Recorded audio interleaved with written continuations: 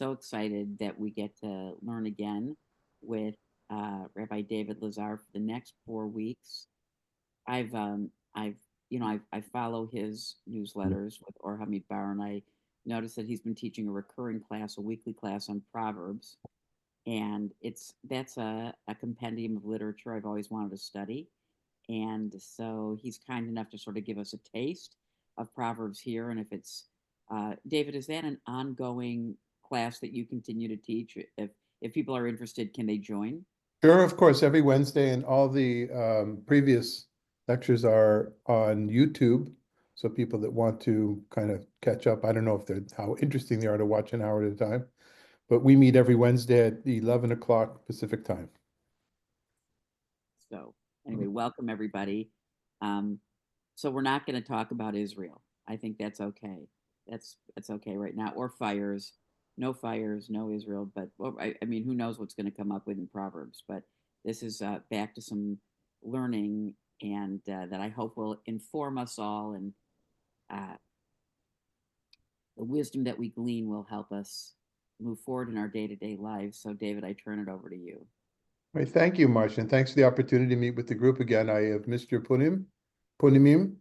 I mean, panim is already plural, so your various punims, um, and uh, and look, this kind of study is part of an overall mission in life, I would say, that I have, that Orami Bar has, that Jewish Collaborative Orange County has, a number of other groups, Jewish groups and other groups, to promote healthy, respectful conversations about issues that are the essence of life.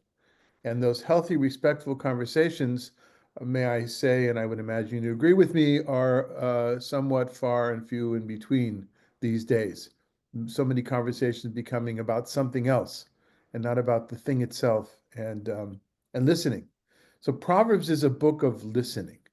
You have to listen, and you're going to listen, as I think we do with people as well, have to listen to a lot of repetition. Now, we're not going to do very much in the Book of Proverbs in 4 weeks. In fact, it's going to take us at least a full year to finish. 31 chapters in the weekly group that I do. 31 chapters. Sometimes we get a whole chapter in, sometimes it's just half a chapter. I think many of you have studied, or all of you, most of you at least, have studied with me text before. I like to delve deep, but I always am careful to say we're never really going to be expertise in this text. And I'm going to say this so that nobody try to trick me with your questions about, well, how about I'm not a scholar of wisdom literature in the Hebrew Bible. That's not my expertise. I know a little bit about it, maybe more than most people, but and I'm not a deep scholar in Mishlei, Mishlei being the Hebrew name for Proverbs. There's a lot written about it, and I've stayed away from it until now. And to push myself in this last half year to deal with it is exactly that, pushing myself. Was taking on some challenges from some of the folks in Or Hamidbar to do something different. I will tell you that more of them wanted to do the book of Job, but I said that's too much. Now, maybe next year, maybe in a few years, we can do Job. But Job, in Hebrew, we say gadol alai. It's big on me, and and I haven't even gone through each and every chapter of Ecclesiastes, of Kohelet, chapter by chapter. I've done different sections every Sukkot. We usually pick a small section. Over the years, over decades, I've been doing that instead of reading the whole book of Kohelet over Sukkot or Shabbat Chol HaMoed. I pick a small section. There is other wisdom literature in the Tanakh, in the Hebrew Bible. Mishlei is a biggie, coming number 2 in the Ketuvim, right after Psalms, so it has some importance. It's big. It's 31 chapters, as I mentioned. Job is wisdom literature. Kohelet, Ecclesiastes, also a book called Tovia or Tobit, in which we have in the apocryphal literature. Wisdom of Solomon in the apocryphal literature, but also some of the Psalms. Some of the Psalms are wisdom psalms with good advice. Prophecy is a kind of wisdom, but not in the same. It's considered to be a different school of ancient biblical literature. Um, and I'm going to tell you now the biggest thing. What we're going to do today is to go over just a bit of the structure of Psalms, at least the larger part of Psalms. Um, Not so much about the time when they were written, because that's a matter of debate, and there's an optical illusion, as you'll see in a second or in a few minutes. We'll look at that. Then we're going to see a little bit about where Psalms comes from a Jewish point of view, which I think is really important for us to know, because this is a Jewish context in which we're studying the Book of Psalms. Uh, all sources, whether they're in, Proverbs, all sources, whether in the Book of Proverbs or in rabbinic literature or in ancient Egyptian literature, I look at these sources as inspiration and not as authority. And while I would say I tend to favor biblical, rabbinic, Jewish sources with more um, with more influence to inspire than I do perhaps other faith traditions, I see none of them as being authoritative, and that's an important thing that I think we've always said in all the texts we've done together. Um, and maybe what I've done here in our sheet for today, bringing the rabbinic texts as well, is to bring in a little bit of the story part, the narrative part, which most of you know me from. Most of the biblical literature we've done has been about narrative prose. But I'm actually going to begin, before we get to the sheets that we handed out. Let me put that link for those that didn't get the sheets. Let me get that link. Hold on just a moment, please.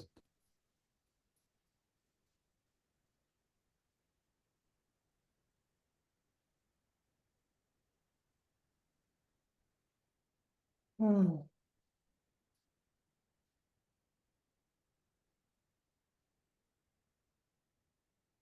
of course, I can't find it.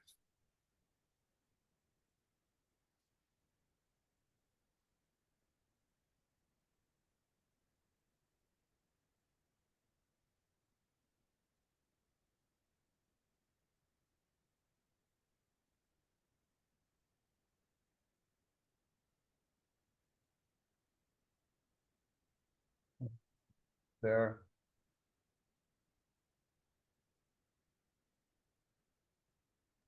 David, also, I'll just say while you're talking, if there's anything when we post the recording of this, if there's a source sheet you'd like us to include, we're happy to do that. Happy to do that. Yeah, so this is the one for today that's online, so it's accessible to you easily, but I've added another paragraph to it. Okay. But let's read that on screen, and then I'll add that afterwards to those that want to see it. Would you Because like me to share, David? May I do that? no, it's all right. I think I have it.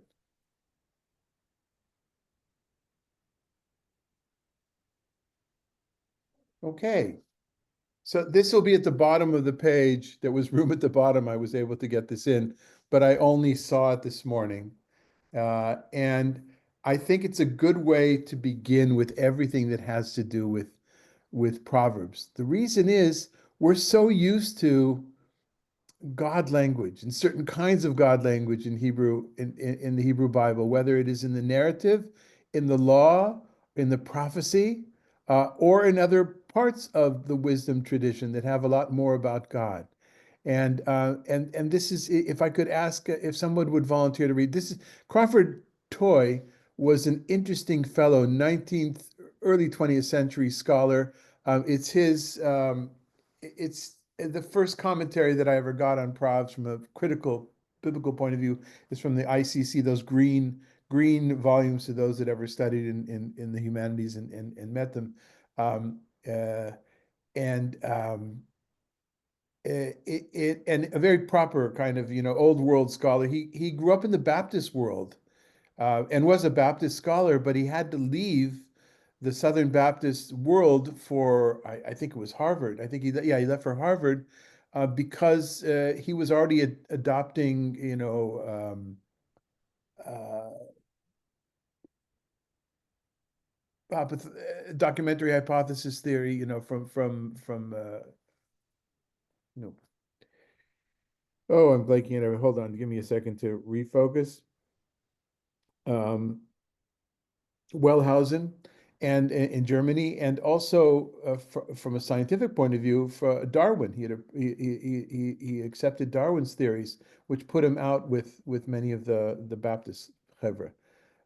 And so this is a paragraph out of his entry into the old Jewish encyclopedia, the one from the early 20th century. Somebody could read this for us, please.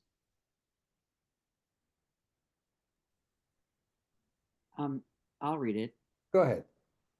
The theology of Proverbs is the simplest form of theism. The individual man stands in direct relation with God, needing no man or angel to act as mediator. No supernatural being except God is mentioned. Salvation lies in conduct, which is determined by man's will. Men are divided into two classes, the righteous and the wicked. The former are rewarded, the latter are punished by God. How one may pass from one class into another is not said. Reward and punishment belong to the present life. The conception of the underworld is the same as in the body of Old Testament writings. There is no reference to ethical immorality. Wickedness Immortality. no, did I say that right? Yeah, immortality. Okay, immortality. Oh my goodness, very different. Wickedness leads to death. Wisdom confers long life. Doubtless the authors, pious men, observed the national sacrificial laws, but they lay no stress on them. They regard conduct as the important thing. The book contains no messianic element. Okay. And Right. yeah, this is just a brief section from his entry. Um, I'll tell you what I realized, and this is why this spoke to me. I would be stronger than he was. I think he still brought a lot of his religious tendencies to the book. There is not a lot, but yeah, there's a bit about God in the Proverbs, but you could read an entire section and not meet God. But when you do meet God, it's hard to understand what's the what is God acting, or is it just common sense acting? Or even better, is common sense God, which is something we never really think of. But I'll tell you what's not in this book: sin. The concept of sin and atonement. That whole world, that's not in here. And yeah, if I was writing that entry, I would have been a little bit stronger about that. Perhaps it took the late 20th, early 21st century for scholars to to come to that conclusion. I'm influenced most by a fellow named Marvin Fox, not Marvin Fox. What's Fox's first name? Uh, Michael Fox, and his two Anchor Bible volumes. The Anchor Bible being, all the new ones are really quite good. Some of the older ones some are good, some are not so good. And also McCain's Old Testament library. But there's so many, and it's voluminous. So I don't always delve deep. Sometimes I just look at the text and see what does the text want, what is the text telling me, and then I often we go to rabbinic literature as I want as well to see, well, how was this understood in the context? And we'll do one of our four meetings will be about Midrash and Mishlei, not a survey, but some examples. One particular example I love because it comes from the work I once did on my dissertation. So Megan, I don't know if there's others here who've heard this. You actually, we did that one. I'm trying not to do the same thing over that we're doing on the Wednesday group. Um, and another one will be another of our meetings will be about famous words from the Proverbs, things that have come into mostly Israeli society through modern Hebrew, which is what I know better, but also some things that have come into our Western English tradition of literature as well. Some people say, oh, I didn't know that came from Proverbs. I have a feeling I keep saying Psalms instead of Proverbs. Just every time I say Psalms, just understood Proverbs. Um, and I forgot what our other meeting is about. But right now, why don't we go to the breakdown. And the breakdown's on your first page, if everybody has that page in front of them. I'd rather be able to look at your punims. Um, and so I entitled today's I've got to be a smarty as well. So collection of cleverness, but the background and structure in the Book of Proverbs. Just a bit about the structure, just a bit about the background. I find that in this group particularly, I always overkill. I always have like at least 100% more than we could possibly do in an hour. So I've tried to be, but I'm sure it won't work. We'll try anyway. So if you look in the left-hand side of this page, that's how I set this up, is that you can see there are three major sections that people talk about, and it's not like somebody wrote down, collected all these proverbs and edited it in a way that makes sense to our editing sensibilities. It poses a challenge for scholars forever. Not for the rabbis, they didn't care, I don't think. But the first section that we'll take a look at it, one of the examples in just a second, are entitled The Proverbs of Solomon, Shlomo ben David, Melech Israel. So you can see there, Mishlei Shlomo. Um, Proverbs as a translation for Mishalim, or Mishlei. There's a whole volumes of literature about how do you what is a mashal? Is it the same as a proverb? Is it the same as a parable, an expression, fable? What exactly is it? And it's used in different ways. In our book, it's used as relatively small units of literature that come to teach a lesson. Thank you, Abba. Okay. Okay. So the first section from 1 to 9, it actually is not it's not the oldest section. It's a later section. Many scholars would say it comes from the post-exilic. So it's with Persian influences on it. How do we know? Because we see different kinds of expressions and sometimes even almost entire units that are reflected in other ancient Near Eastern traditions. And we'll take a look at that in just a second after we do the structure. The second group are Mishlei Shlomo, that some scholars would actually say maybe what they very well are Solomon's Proverbs, and that's considered to be an older section. That's a tough section to do. We're doing that right now because it's hard to find literary units.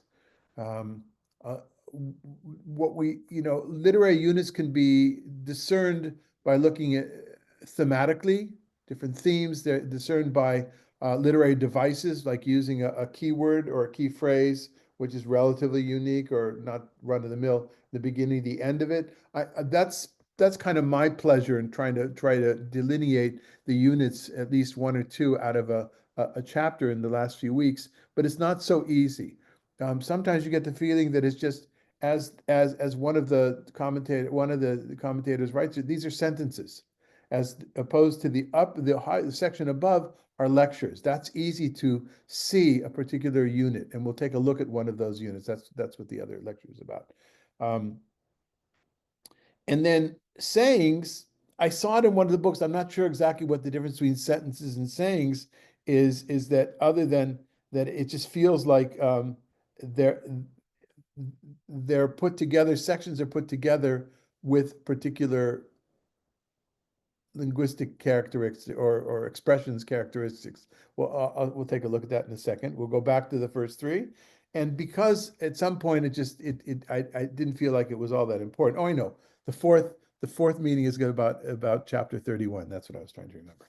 And so the breakdown here there's other sayings of the wise. This is kind of a potpourri in the back of the book. Other Proverbs of Solomon that are copied by officials of King Hezekiah. The words of Agur, person we don't know anything about. The words of King Lemuel of Massa, we know even less about him. And then finally, the section which is probably the most famous of Mishlei, of the Book of Proverbs in the Jewish circles, which is Eshet Chayil, which many of us grew up saying, and many of us came to stop saying it for ideological reasons. But Marsh, I hope you're with us at that one, because that, to me, that's a discussion that needs a lot more woman's input than a man who sees himself as champion women's issues, and probably doesn't see himself correctly often. Okay. Or sees himself incorrectly when it comes to women's issues. So that's the more or less that's the structure. Does that help people? A few people have complained. A few people have made it clear in our group, our Wednesday group, that they're having trouble catching on to this because there's nothing to the structure isn't clear to them. I'm not sure it helps much because this is just it's a messy book. So. Let's take a look at the first three sections, and I gave examples from the beginnings to get a feeling for it. So, okay, Raphael, whoever you are, if we could, okay, if you keep yourself muted, that would be great. Thank you. Okay, Sylvia, you want to start us off by reading the beginning of the book of Proverbs, section 1 through 9. This is just the first 7 verses. Okay. Yes, I think I can read this from here. Thank you. For learning wisdom and discipline, for understanding words of discernment, for acquiring the discipline for success, righteousness, justice, and equity, for endowing the simple with shrewdness, the young with knowledge and foresight. The wise one, the wise man hearing them will gain more wisdom. The discerning man will learn to be adroit. For understanding proverb and epigram, the words of the wise and their riddles. The fear of the Lord is the beginning of knowledge.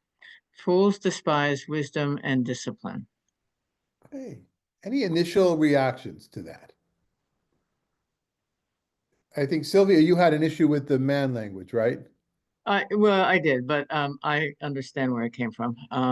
What I had, what was surprising to me was that this is so anti my bringing up of in the 60s and 70s of, everything is fine, whatever you do is okay, and we were worshiping anything we wanted to. That there wasn't any necessary discipline. So And discipline is a key word, absolutely. yes. And we've been talking about the connection, not that I know, I've yet to go into, oh, it would be the big Oxford dictionary, which I don't have, it's probably online, I'm sure, I would imagine. But the word discipline and how that relates in uh, behavior, control, that kind of discipline, to using the word discipline as the discipline as something you study at the university or some sort of topic. And what's the connection there? There's certainly there. Ria, we'll get to you in just a second. The issue that you started with the woman language, man language, actually that's a good point here. And it's important because there's a lot of woman talk in Proverbs. I didn't bring it here. We're gonna address it at the fourth meeting that has to, when we look at the Eshet Chayil, woman of the perfect woman. But woman in Proverbs is not such good news. A woman on one hand is the symbol for wisdom. Wisdom is personified as a woman. On the other hand, evil is personified as a woman, and it's the woman. It's the seductress. There's a lecture. We'll see if I haven't chosen which one we do. Maybe we'll do that one. That's the most offensive. That points all the blame on the woman. Not just that she's not there, which is the usual thing, Sylvia. Right? She's absent. So, but no, here she's there, and she's not so good. There are there's a lot of talk about relationship between father and son. And what I'm doing now is as we go through the text, I'll give you a little preview into other parts. The father and son relationship, some people think is the original, or at least for parts of Proverbs, that's the original Zitzim Leben, the setting in life. That's where it comes from. Household education. And in some of those, it mentions the mother as well. The famous one perhaps is Shma b'ni musar avicha ve'al titosh torati mecha. Obey my son, obey you, son, the discipline of your father, and don't abandon the Torah of your mother. That's just an example where you have both of them in there, and they're parallel because it takes two to raise a child. But yes, that's an issue. Another thing and the other thing that you brought up is discipline. We talked about that. If you see here, I put in bold the two terms wisdom and discipline, because to me that forms an inclusio of sorts, if you've heard that term before, but it gives us an indication of the literary unit. Go ahead, Ria. Okay, so the next to the last sentence or line, I should say, the fear of the Lord is the beginning of knowledge. So that's like to spare the rod, you spoil the child. This is a very harsh view of the parent relationship or the community relationship to children. And Yeah. I, of course, you can tell, I think it's harmful. Right, So right. Because you're a daughter of the 60s, as Sylvia pointed no, out. no, oh, I'm older than that, but I'm not. Oh, come on, give a guy a chance to make a compliment. Yeah, very much so. Another interesting part about that penultimate line is the fact that it brings God into it. The other parts didn't really have much to do with God, but it's almost as if he's saying, "Oh yeah, and yes, we are in a religious context here, but that's not where the emphasis is." And I'll tell you what it tells me. So, Ria, you brought up the point. I think that God is a good thing to use from an educational point of view, and I'll explain why. An example that I may have told this group before, I've certainly shared with the others. When at my first pulpit in Mishlei Derech, which was a non-aligned but kind of reconstructionist, students of Mordechai Kaplan, it started in the early 60s, first egalitarian congregation in Israel, by far, way before all the ones that most people know about. And they didn't have a rabbi on purpose. I was, in my 4 years of rabbinical school, I was hired as their educational director. So I functioned as the educator and not as I wasn't giving piskei halachic decisions. And in order to attract younger people, we started a preschool, which a lot of synagogues, or a number of synagogues were doing around the time in Israel. And the area we lived in was predominantly secular, Chiloni, and the parents, and I was very involved in the education of the 2 and 3-year-olds. And I would do prayers with them every morning, two separate groups, and I had two puppets, an elephant and a hippopotamus that would do tefillot together with me with my talit and tefillin. I wanted them to see somebody with talit and tefillin, not to impose it, but for them to learn about it. And we had them say brachot. This is the point. We had them say blessings before the meal, eating different things. For the snack, it would be one blessing. And some of the parents were not comfortable with that. And they said, we're Chiloni, we're secular. We don't want you teaching our children these prayers in this way, which is a legitimate concern in Israel, in the context of Israeli Judaism. And my point to them was, this is how, to my mind, this is how we teach children. One of the ways we teach children to be thankful, to have gratitude, by saying a blessing for something. I said, to me, the Adonai part is not important at all. It's the Baruch Atah, the otherness. I thank you, whoever the you is. I thank that person. I am thankful for this that I didn't create myself. And so I think that to my mind, the fear of the Lord is the beginning of knowledge. Fear not necessarily in terms of pachad, of fear of punishment, but the Hebrew here is yirat Adonai, which might be also in awe of God, this respect for something greater, and maybe not the punishment itself, possibly. Anyway, so yeah, I'm not sure we differ in our view on this. I'm not sure. I think the text holds. Any other comments about this short text? Yes. James. It reminds me a little, that last line about the fear of knowledge. It's a little bit like Adam and Eve with the tree. And also she's feminine. This gaining of knowledge. Yeah, I don't, go ahead, sorry. Yeah, the gaining of knowledge, a lot of people say that for men at least, puberty, it's like that's when knowledge is gained. That's when they break away from the parents. There's knowledge. And I find it interesting, you mentioned have knowledge is seen as feminine and also feminine or as evil. I just find that a little bit, that connection interesting, that man is man. The female issue becomes a great thing for men. I think much more than we realize. Right. And not all bad and not all good. Not right, but it awakens them. Right. Sylvia. Oh, and that was very interesting. Thank you, James, because to me, the notion of the evil of woman, that going back to what Roman Catholics would call original sin, is actually, or was, quite a tenet of Catholicism. And to hear it in this Jewish text, it can be very disturbing, to say the least. I'm not sure I would go as far to hear original sin in this text. Okay. Because the connection was made by James from an associative point of view with this thing about the feminine and the fact that Eve is present when it happens, and even though I don't think this text is relating to Genesis 2 and 3 either. That's it's hard for me to see any linguistic reason to go that way. But original sin, by the way, Sylvia, is also a Jewish thing. It just was more subdued.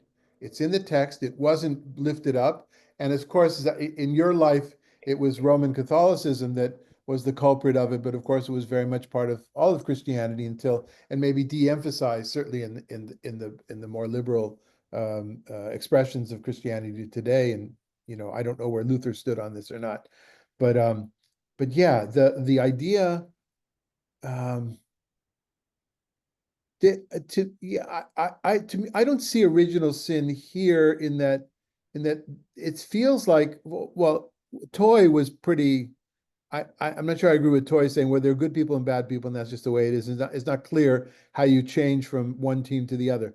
I think the whole text is about how you change from one team to the other, how you become part of the good guys as opposed to the bad guys. And if you can become the good guys through discernment, through discipline, through all these things, then it's not an imprint. It's not imprinted in DNA in the same way that the church had taught about original sin. Yeah, but what's clear is that God is not about salvation here.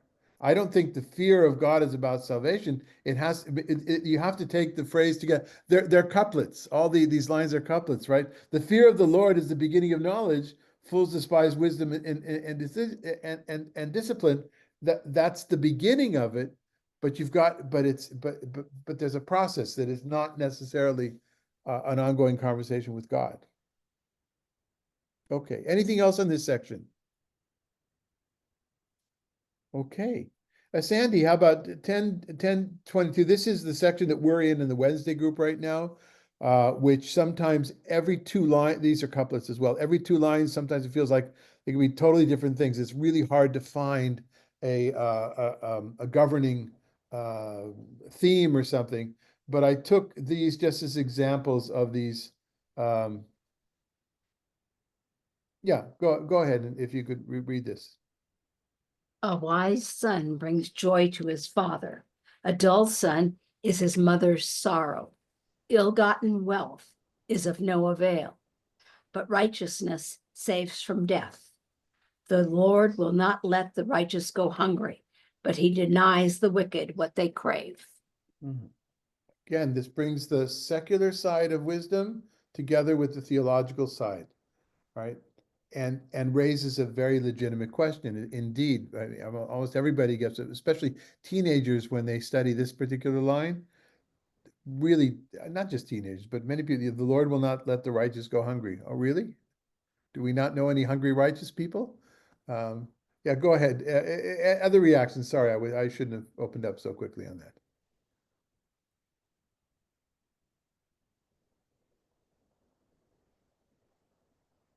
The idea of stakat tatzil mimavet, that righteousness saves from death, we're going to go into a deeper dive in that in one of the next groups. Yes, Ria. Sorry for keep, but the thing that really got me was the first two lines, the separation of responsibility. And you see it today in households where when there's a child, a special needs child, often it becomes the mother's job to deal with this. And not, not across the board. I think there are more enlightened people than there had been in the past. But and this is a household breaker. It can destroy an entire family. So it's a pretty serious look that is destructive. That's my opinion. So it's the genderizing of success or lack thereof. Well, I mean, if the man takes care of the kid who is going to be successful, right? And the woman, the wife, has the job, which is a lifetime job of trying to help the needy child in the family. So Wonderful point. Yeah. And then our question will be, is this descriptive or prescriptive? I think it's proscriptive. Proscriptive. You're right, and descriptive of what happens, but it okays what happens. Mm-hmm. Yeah, Sylvia. I agree with all that, except that I think that when you say the righteous shall not go hungry, da da da, maybe we're talking more on a spiritual level, because a truly righteous person is rich in his or her her um, soul and beliefs, and maybe it's not so important that that they're not wealthy or they're not comfortable. Maybe that's the whole point. That's how I read it anyway. I don't know. Or maybe, I don't know if you were saying this, but maybe I could rephrase or tell me if this is not what you're saying. The hungry person is not constantly seeking more and more and more. So, Ezu Asher Hasamech B'Chalko, who's the wealthy person according to the Pirkei Avot, the one who is pleased with what they have, and on the other hand, the wicked, they're constantly looking for more and more and more, and they'll never Right. be. Yeah. You know, this is connected to that phrase at the end of Birkat Hamazon, the benching after the meal. Nar hayiti v'gam zakanti v'lo ra'iti tzadik ne'ezav. V'zaro mivakesh lachem. I was a young person, I was an old person, and I never saw a righteous person hungry, and that their children, their offspring were suffering. This kind of, and many of us stopped saying that decades ago, because we just don't see the world like that. And the truth of the matter, we took our lead from the custom. There is I don't remember if it's Ashkenaz, if it's Hasidic, whatever, but there is a custom to not to say those words out loud, to say them softly, because there might be somebody outside your window who does feel that they're a righteous person. You're insulting them that way. There is this, yeah. So this is a different theology, a different way. But I think that, Sylvia, you've reframed it in a way which is palatable to the contemporary ear. Yeah, it's not about real hunger. Okay, anything else on this section? Okay. All right then. Megan, you want to read 22, 17? So in each of these sections, by the way, the first verse was on the first line. These are the Proverbs of Solomon, son of David, the Proverbs of Solomon. And now on this line, it's the words of the sages. Incline your ear to listen to the words of sages. That's how we know this is the beginning of a new section, also because of the style. Go ahead, Megan. Incline your ear and listen to the words of the sages. Pay attention to my wisdom. Do not rob the wretched because he is wretched. Do not crush the poor man in the gate, for the Lord will take up their cause and despoil those who despoil them of life. Do not associate with an irascible man, or go about with one who is hot-tempered, lest you learn his ways and find yourself ensnared. Do not be one of those who give your hand, who stand surety for debts, lest your bed be taken from under you when you have no money to pay. Okay, so something about social behavior, something about financial behavior, The reason that these are separate and that we can tell this from a separate group of sayings is the way that they're written. In this case, the do not lest, do not lest. And it goes on for more. I just gave a section that would fit in such a way that I can include all of this table of contents on this page. Any comments here? Okay. So where was this said? Again, we have indications that perhaps it was in the household education. David, I have a comment. It's Marcia. Sure, go ahead. Go ahead. Well, first of all, I think that there is so much here. You know, how easily we get influenced by the company we keep. Do not associate with an irascible person, or go about with one who is hot-tempered, lest you learn their ways and find yourself ensnared. I think that is really so relevant and profound. It's very hard when somebody's in an environment, and it's very hard not to get swept up in it, even if it goes against the grain of who you are.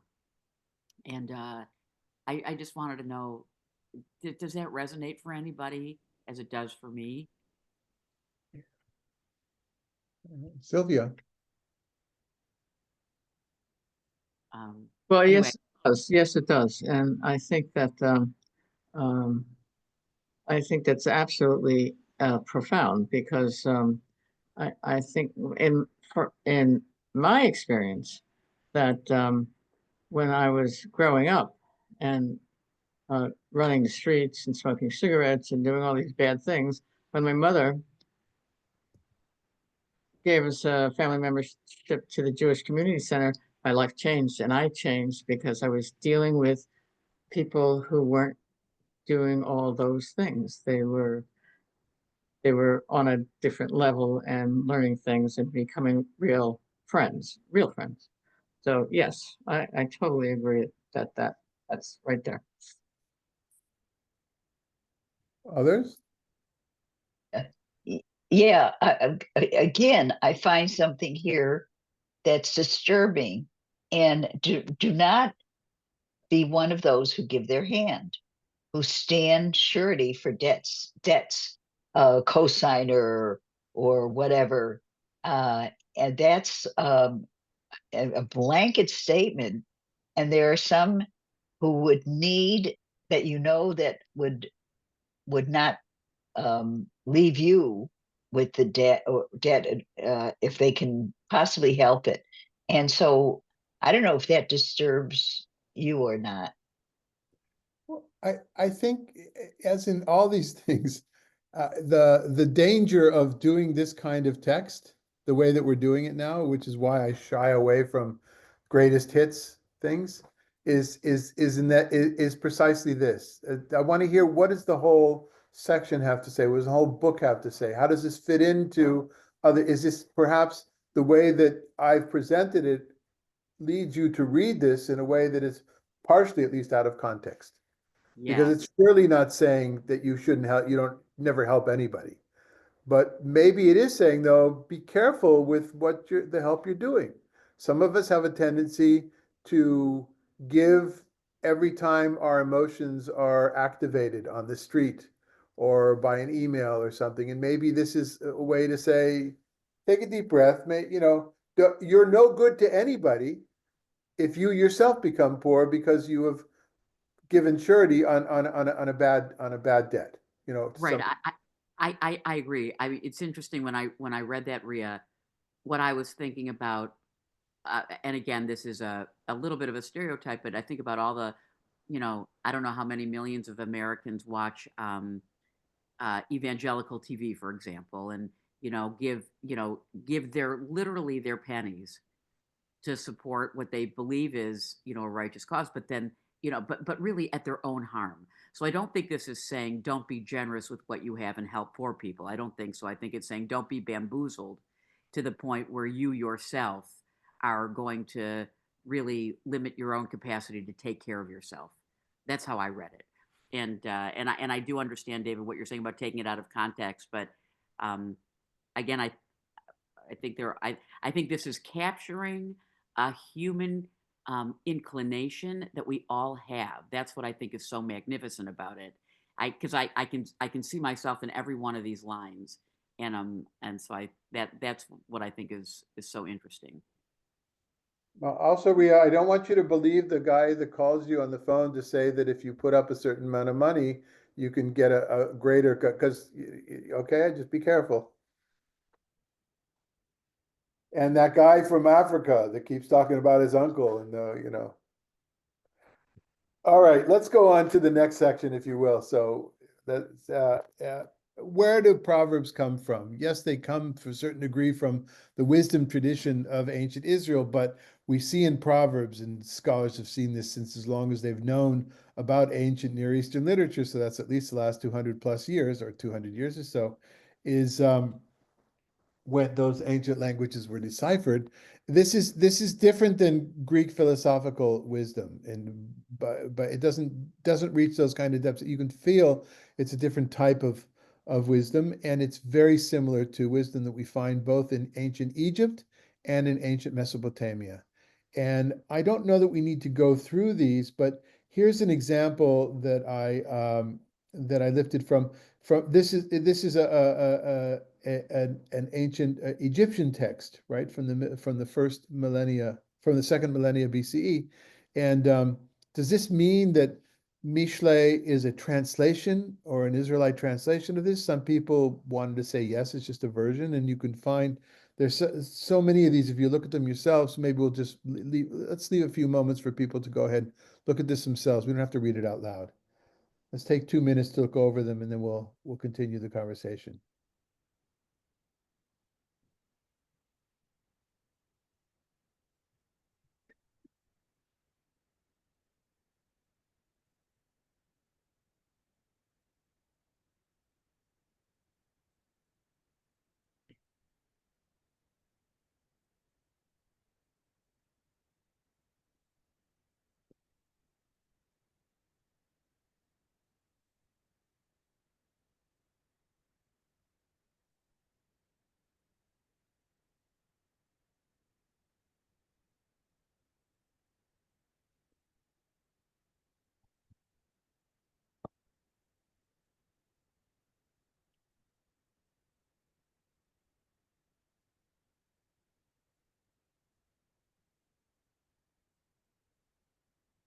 When these texts were discovered in the 19th century, this was a big deal.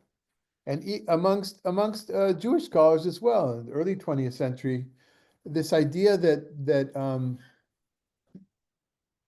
biblical literature isn't an island unto itself.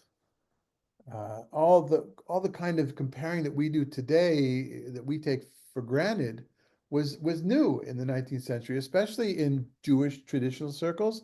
Many of the men who went on to, and it was only men at the time, really, who went on in the 19th century to study and produce biblical scholarship at the academic level, had come from traditional backgrounds. That's where they started. Not all of them, but many of them had. And so in that world, this is Shlomo, this is Solomon. Even in the first section that scholars later decided was much, much later, this is wisdom from Solomon and therefore sacred. And we'll see in a second where that came from. But then then slowly Jewish circles and that trickled down to the Reform movement, to the conservative movement, let alone the Zionist Hebrew-speaking scholarly movement that moved from Europe from Odessa, from places like that to the land of Israel and the state of Israel. That it was this. There's a larger context. The context is in the same way that Hammurabi, when that was decoded, also the connection between Hammurabi and laws in the Torah as well about slavery and other things. So it's not just the content, but it's how things are said. It's a style continuing. And it could very well be that these books found their ways into Aramaic translations, or to Hebrew or Aramaic translations, that were circulated amongst the homes of the well-to-do, I would imagine, in the royal courtyard, amongst those that would that were the teachers, in scribal circles. We just don't know enough, but it's out there. So it's not in a vacuum. Not my expertise. So I didn't want to go into that much detail about this, other than to give you an example. Would anybody like to make any comment about these examples here? I just have a question. This compendium from It's uh, Egypt. from Egypt. How do you say that? I don't know. I saw one of the links on. I mean, I had to know years ago. I was the TA of Professor Avi Horowitz at Hebrew University, and he was giving a course like this to some students from Rome, from the Pontifical Biblical Institute, and I had to know at the time, but I don't remember. So So I would say something like Amenemape or something yeah, like that. yeah, anyway, yeah. Okay. And it was Amenemape a king? I don't know that. I don't know that we know that. I don't. Again, not my expertise, but I don't know that we know that. It's just it's the wisdom is in his name. I think it's he's a pharaoh, I see. and I'm not sure what period. Well, the period we don't know exactly. The period is Yeah. between these years here and that are listed on the sheet. Okay. Well, I do think, again, this is a wonderful example uh, of really the evolution of, Jewish scripture, Israelite scripture, as a modification of something that predates us. So I really appreciate you bringing these examples. And of course, you could find many, many studies that will show how Mishlei differs from this, how it changed and improved, whatever. Um, my expertise, or at least I think it is in showing the biblical text and how it changed afterwards. Not so much what came before, unless it's two different biblical texts, one earlier, one later. But let's take a look at Kings. If somebody, Susan, you feel like reading today?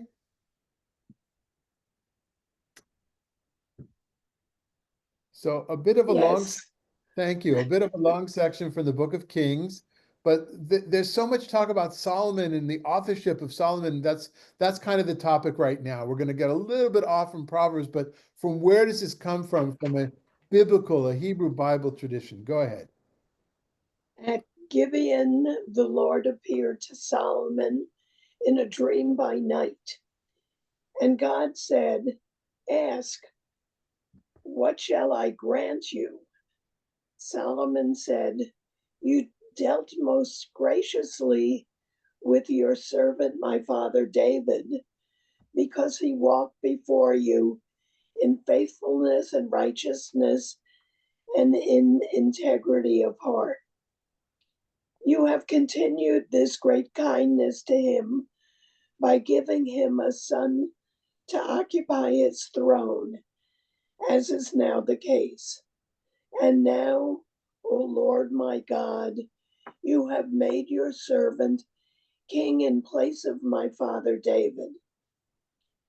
But I am a young lad with no experience in leadership.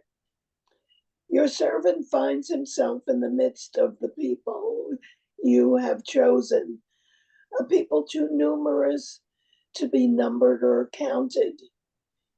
Grant, then, your servant an understanding mind to judge your people, to distinguish between good and bad, for who can judge this vast people of yours?"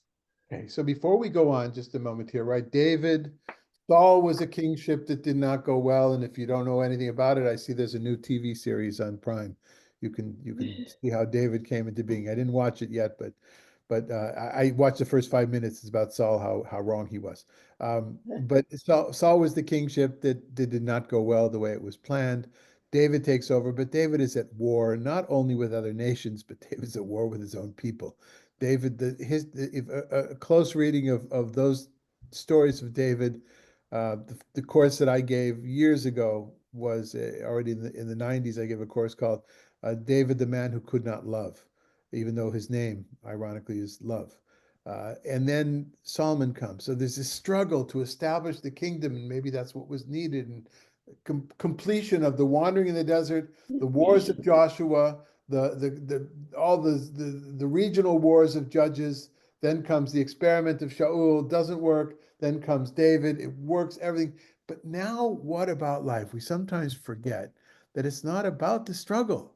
It's about the meaning of a good existence, good society, good life. And I think that's what Solomon is putting forth here. How do I understand people so that we create a good society? And it's not about the war. And to me, to read that message is a reminder of something that I think many of us dearly miss, and some of us forget about, and some of us maybe maybe this generation doesn't even know. When I think of Israelis, right, don't even know what does it mean to find this good life without the constant struggle for survival. Of course, it's not black or white, right? There's a lot of nuance here. So if you could go on now, like all of us who are parents that had that aha moment with our children, or with our, when suddenly they asked for something, you said, oh, we did it right. Go ahead. The Lord was pleased that Solomon had asked for this. And God said to him, because you asked for this, you did not ask for long life, you did not ask for riches, you did not ask for the life of your enemies, but you asked for discernment in dispensing justice. I now do as you have spoken. I grant you a wise and discerning mind. There has never been anyone like you before, nor will anyone like you arise again. And I also grant you what you did not ask for, both riches and glory all your life, the like of which no king has ever had. And I will further grant you long life, if you will walk in my ways and observe my laws and commandments, as did your father David. Okay. Maybe just the last 3 lines on the 3rd page. Yes. God endowed Solomon with wisdom and discernment in great measure, with understanding as vast as the sands on the seashore. Solomon's wisdom was greater than the wisdom of all the Kedemites, and than all the wisdom of the Egyptians. He was the wisest of all men. Okay. So that kind of sets the foundation for a lot of things that are in the post-biblical tradition about Solomon are already here, at least in this layer of the book of Kings, the Deuteronomic edited version at least, and but even before. And there's so much about Solomon, so much in the Book of Kings itself, but also, of course, in Aggadic literature. And so that gives the background for where this is coming from a Israelite point of view, an Israelite biblical point of view. Solomon is the best there was, the best there will ever be. Okay. Let's see who hasn't. Grace, start reading. James, you want to read B from Midrash Hashirim? I don't have the literature in front of me. Oh, okay. So somebody, Ria?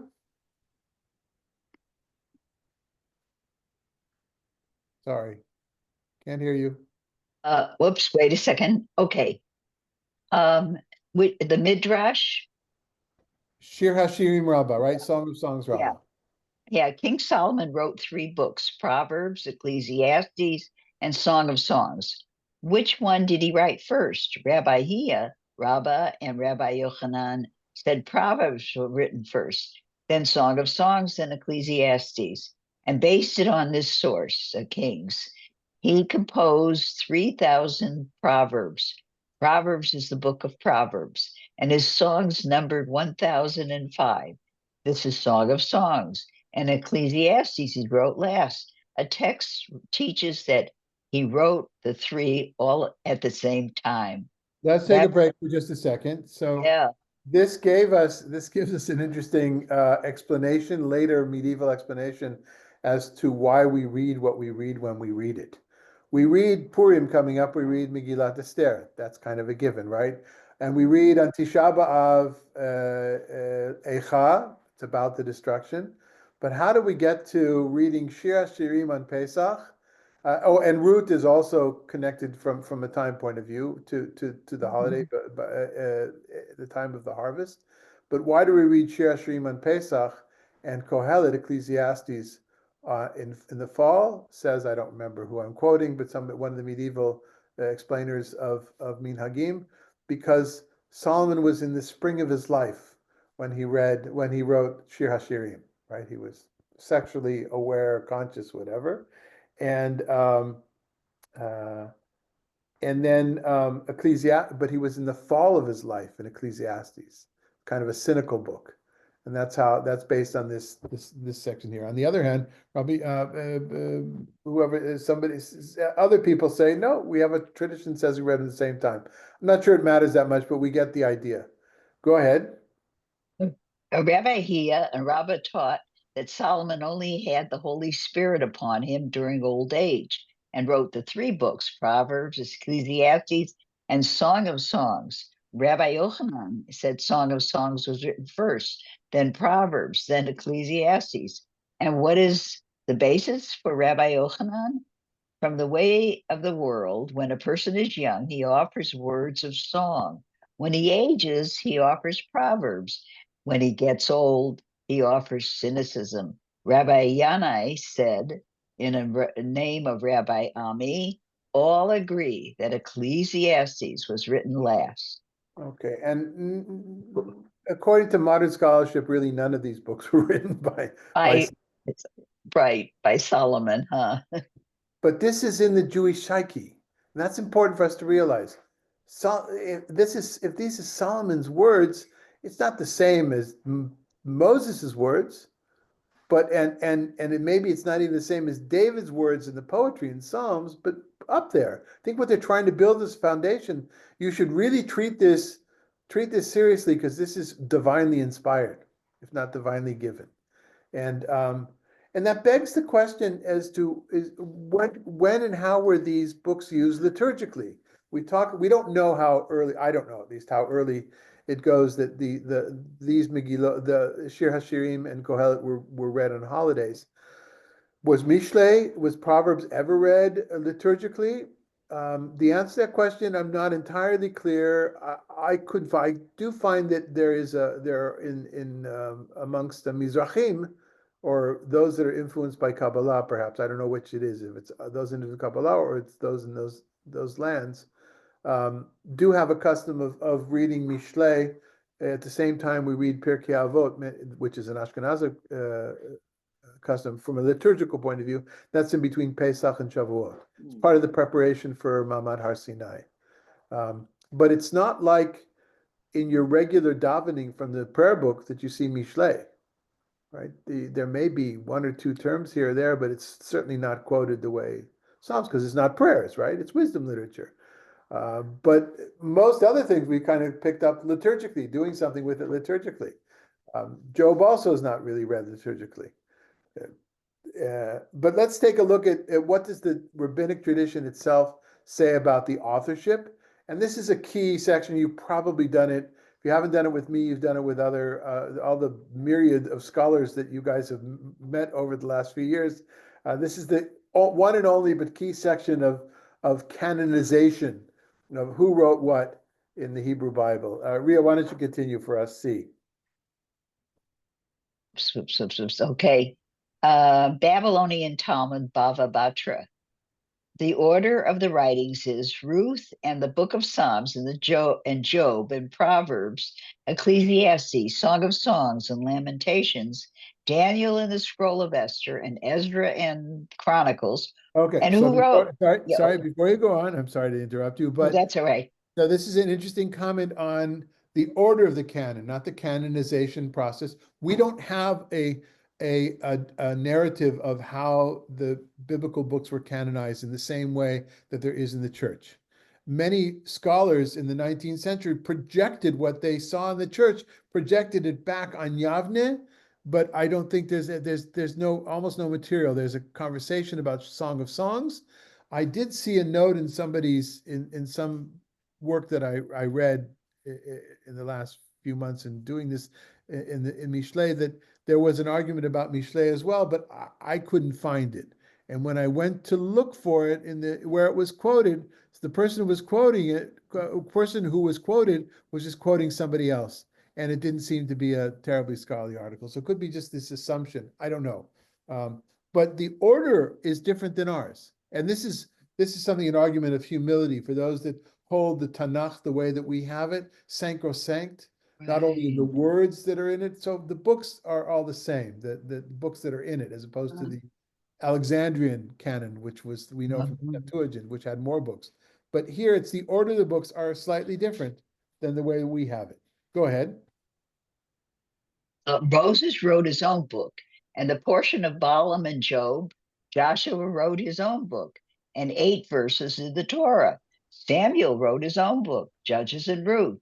David wrote the book of Psalms by means of 10 elders, by Adam, the first man, by Melchizedek, king of Salem, and by Abraham, and by Moses, and by Heman, and by Jeduthun, and by Asaph, and by the 3 sons of Korah. I think this is kind of funny. So in what way? He's got the writers had to put didn't want to leave any of these who that writer thought was important out, and gave them, and it just it's kind of bizarre and funny. And Shmulik and Moshe and Yotzela, except for there's a reason in this case, because all those names are found in the titles of Psalms. Oh, It's not just random. So, and then that makes David not the author of the Book of Psalms, but the editor of the anthology of Psalms.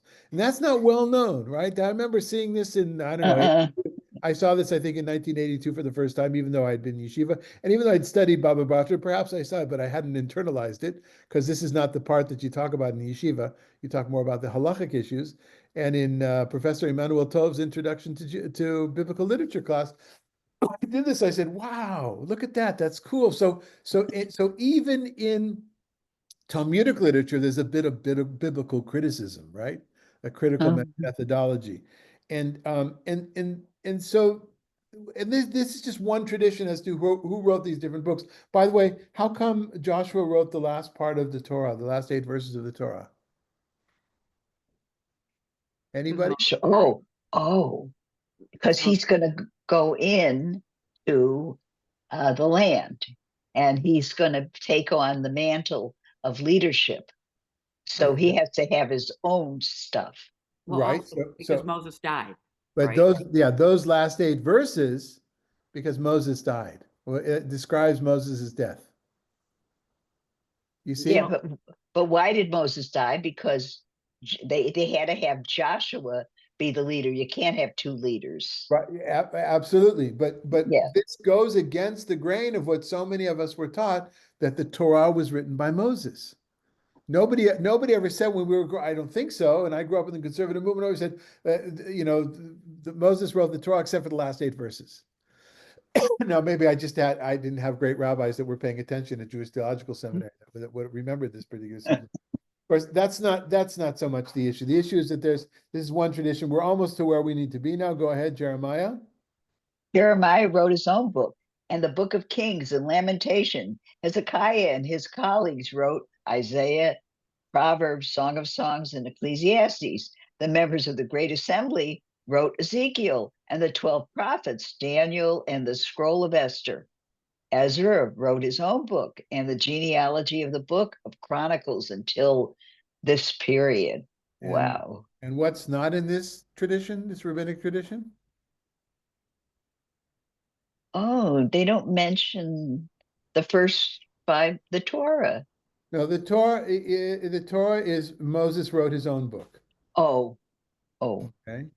But Proverbs is not is not written by Solomon. Yeah. Although we saw Oh. that writing with David is also goes together with editing. So most probably Hezekiah edited. The idea is that he edited, and because they're of course not contradicting that it says these are the Proverbs of Solomon. Oh boy, we've gone over. I didn't even notice. Okay. So I apologize for going late. So this happens with you guys. I don't know what it is with you guys. You guys. So it's wonderful to be back with you. We had a little bit of taste of Proverbs, and whatever the program says we're doing next week is what we'll be doing.